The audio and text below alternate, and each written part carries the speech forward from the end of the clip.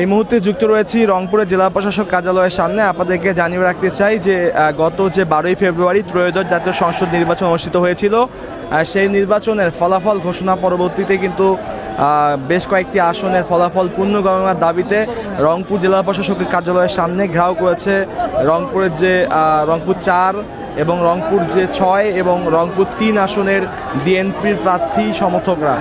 আমরা এই মুহূর্তে জেলা প্রশাসক কার্যালয়ের সামনে রয়েছি। এখানে আপনাদেরকে দেখাচ্ছি যে এখানকার আসলে অবস্থা নিশ্চয়ই আপনারা দেখতে পাচ্ছেন। এখানে রংপুর যে 3 আসন আছেন, এখানে কিন্তু 3 আসনে বিএনপির যিনি মনোনীত প্রার্থী ছিলেন সাদুজ্জামান শামু, তার যে প্রার্থীরা রয়েছেন তারা এখানে রয়েছেন। রংপুর 4 আসনের এমদাদুল হক বর্ষা, তার যে কর্মী সমর্থকরা এখানে রয়েছেন, এবং সেই সঙ্গে রংপুর 6 আসনের যে বিএনপির যিনি আহ্বায়ক ছিলেন, বিএনপি মনোনীত প্রার্থী সাইফুল ইসলাম, তার যে কর্মী সমর্থকরা এখানে কিন্তু অবস্থান নিয়েছেন। সব কিছু মিলে রংপুর জেলা প্রশাসক কার্যালয়ের সামনে ভোট যে পুনর্গণনার যে দাবি, সেটি কিন্তু এখান থেকে উঠে আসছে। এখানে আসলে এরা বলছেন যে এই যে ভোট, সেই ভোট আসলে অবাধ হয়নি, এই ভোট সুষ্ঠু হয়নি, এই ভোটে আসলে ইলেকশন ইঞ্জিনিয়ারিং করা হয়েছে, এমন কিছু গুরুতর অভিযোগ তারা তুলেছেন, এবং এই সকল গুরুতর অভিযোগ তুলে তারা মূলত ভোট পুনর্গণনার দাবি তারা জানিয়েছেন। আমরা এখানে সকাল থেকেই রয়েছি, তাদের আসলে 11টার দিকে আসার কথা ছিল, তবে এখন কিন্তু আমরা দেখতে পাচ্ছি যে প্রায় 1টা বাজে, তারা আধা ঘন্টা আগে এই জেলা প্রশাসক কার্যালয়ের সামনে তারা এসেছেন।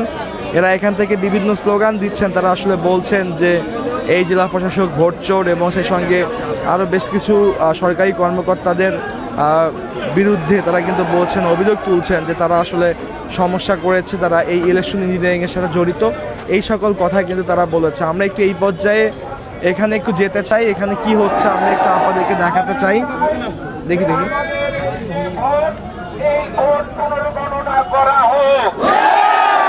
আমরা দেখেছি যে প্রতিটা পোলিং অফিসার এবং প্রিজাইডিং অফিসার তাদের জামাত শিবিরের লোককে দেওয়া হয়েছে, এবং তারা প্রতিটা বান্ডিলে ধানের শীষের বান্ডিল করেছে 120 না 100টা, জামাত শিবিরের বান্ডিল করেছে 80টা 100টা। তার মানে আমাদের 40টা করে ভোট চুরি করা হয়েছে, শততে ভোট চুরি করা হয়েছে। আমরা এই জেলা প্রশাসক এবং তার প্রিজাইডিং অফিসারদের অবিলম্বে দৃষ্টান্তমূলক শাস্তি দাবি করছি। শান্তিপূর্ণভাবে আমরা আন্দোলন অব্যাহত রাখবো। আমাদের সরকার যেহেতু গঠন হয়েছে, আমাদের পার্টির চেয়ারম্যান জনাব তারেক রহমান আগামী দিন বাংলাদেশের মানুষকে ন্যায্য